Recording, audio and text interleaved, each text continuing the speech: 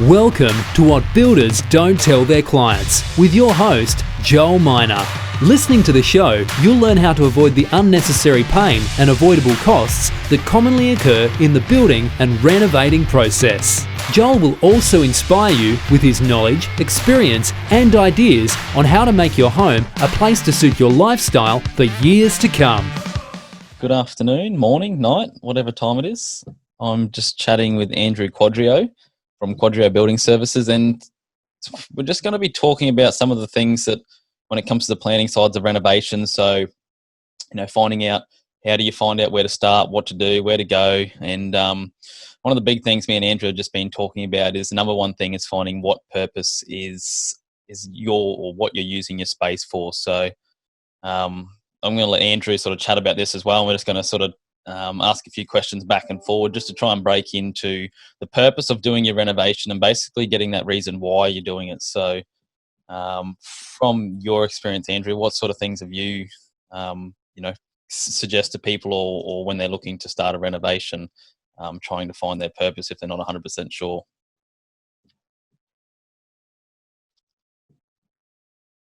So purpose, I think is a really important first step in planning your renovation, because you really need to know what your end goal is and why it is that way.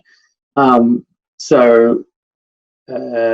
need to think about, we encourage people to think about what they do in everyday life that they either don't want to do now in their home, they want to stop doing that, or they want to do something different in the future. Like if you want to entertain, for example, but your house is too cluttered, or it's too messy, or old and run down. So your purpose could be renovate to create extra storage space, so you can put all that clutter away, right? Renew the home so that it's nice and beautiful, and so you can have people around and be really proud of your home because there's not mess and clutter everywhere and that sort of stuff. So yeah, being really clear on the purpose is very important. Yeah, definitely. I think that's a good one too, because a lot of people, you sort of start digging into these sides of things with people, and not that they're not 100% sure, but they think the whole starting of is we want to do this and we want to move the room around and we want to add an extra bedroom or an extra bathroom and whatnot. And I think when you start breaking into why they want to do it, I find that when you get that understanding of what they're trying to do, there's a whole reasoning behind that particular thing rather than the extra bedroom or the extra bathroom. And it's either the kids are getting older, we just physically haven't got the room. We want to gain more storage, we just don't have the space. We can't spend the family time on how we're wanting to do or do the family things we can do in our home because we just physically don't have the room. There's too much furniture, there's too much stuff everywhere, and the house is just too small. And I think that's a massive one when it comes to really digging down and actually wondering and asking yourself the question why you're doing this. What is your purpose, and what's the main outcome you're trying to achieve out of it? The main outcome, I guess, is not the bedroom or the extra bathroom or the extra entertainment area. I personally think it's more to do with what you're wanting to do in that area. Like, yeah, the entertaining area is the item you get, but what are you wanting to do? That is be able to have family and friends over, to have barbecues, be able to make memories and that sort of thing, rather than being able just to, it's another transactional sort of thing where it's just, here's your deck and that's it. I think that's a massive thing to be able for people to understand and actually explain to, whether they're using a sub-trade or a builder, for example, and being able to get that across to them rather than, saying, hey, we just want a deck or an extension on a house. Yeah. People come to us and say, we want to put a room or two at the back. And the first thing I think is why? What is the why behind this? There's got to be an underlying reason for wanting that extra bedroom or something like that. So like you said before, like if your kids when you bought the house or when you first sort of renovated the house, your kids are young, now they're older, leaving end of high school, becoming adults, sort of thing, that sort of thing. People, they outgrow their homes, and you might have enough space for everybody to function, for the 4 or 5 people to function in your house every day, but you haven't got enough room when, grandparents come over and their friends come over and partners and that sort of stuff. And so the purpose of the extra bedroom is to, give them the extra space as a chill out zone or something like that, or to reward yourself and get yourself away from them for the day.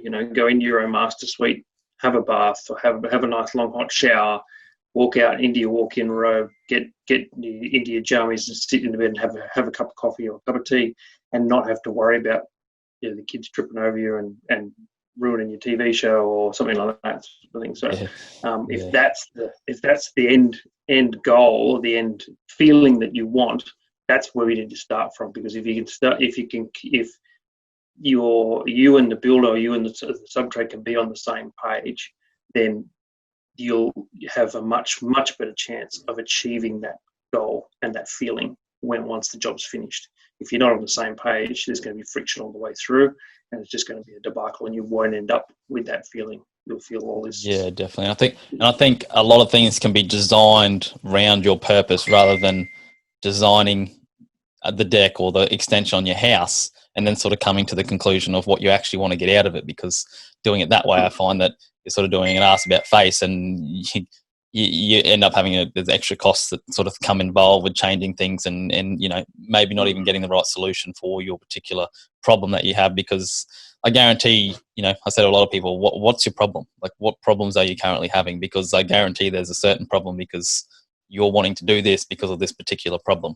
So I think finding a solution to that problem is a great thing too, but also figuring out what problems you currently have, like what issues, problems that you can't do in your home and you wish you could.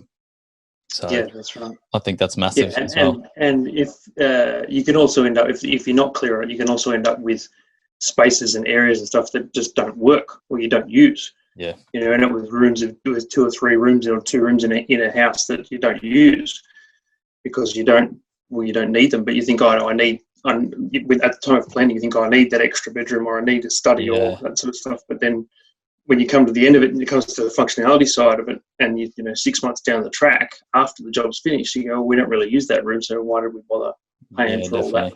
And that can sort of be sometimes it can't be avoided altogether because situations change. But if you get really detailed on it in the beginning, it very much alleviates most of that problem, and you can sort of see, the builder and the designer can see when the space is coming, going, what are you actually going to use this space for? I don't see a purpose for this space in the house at the moment. We're just putting it there because, that's what you're after, but what are you actually going to use it for? Yeah, definitely. You don't want to waste your money buying all this space and creating this space if you're not going to use it.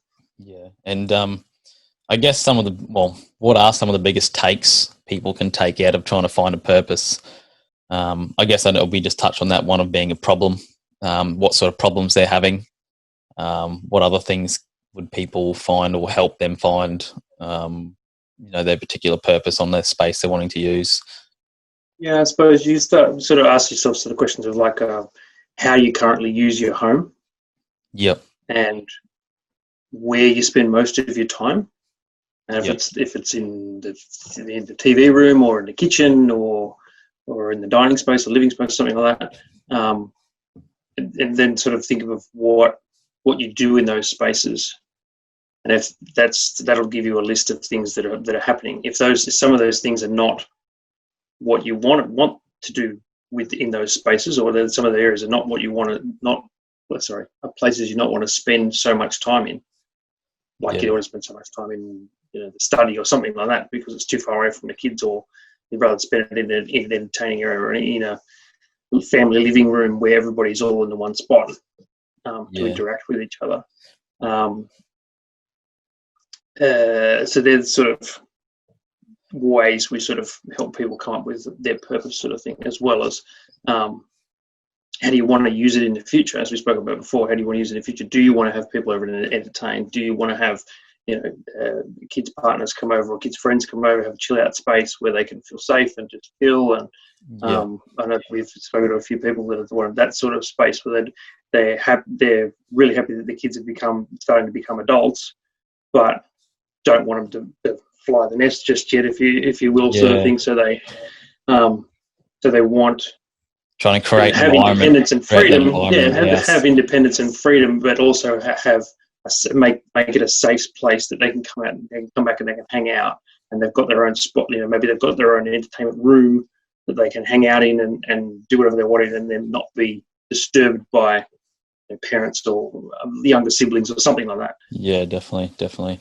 I think there's a couple of big takes out of there for people just to really nail down on what they're trying to get out of it, how they feel, what they want to use it for, what problems they're having, what are they trying to create, and whether it be for themselves or someone else, or visitors, etc. I think they're massive points. So, but if anyone has any questions or comments, can you post them in the comment section below? Me or Andrew will be happy to answer some of them. And we're doing a series of these videos. So we're basically 6 steps to planning. Or 6 steps of planning we're going to release. So basically do one video sort of each week, and from there on we'll go through each step. You can do this regardless whether you've sort of got that builder in the back of your mind or you're thinking about looking for a builder, but this is to really help you guys out to try and figure out what you're trying to achieve and get a good understanding of yourself before relaying information back to another builder or designer or draftsman, etc. So like I said, any questions, post them in the comments section below, and we'll be more than happy to help out. See you next time. That's it for this week's episode of What Builders Don't Tell Their Clients, brought to you by Refined Space Constructions. Don't forget to join us next week for another episode. Thank you for listening.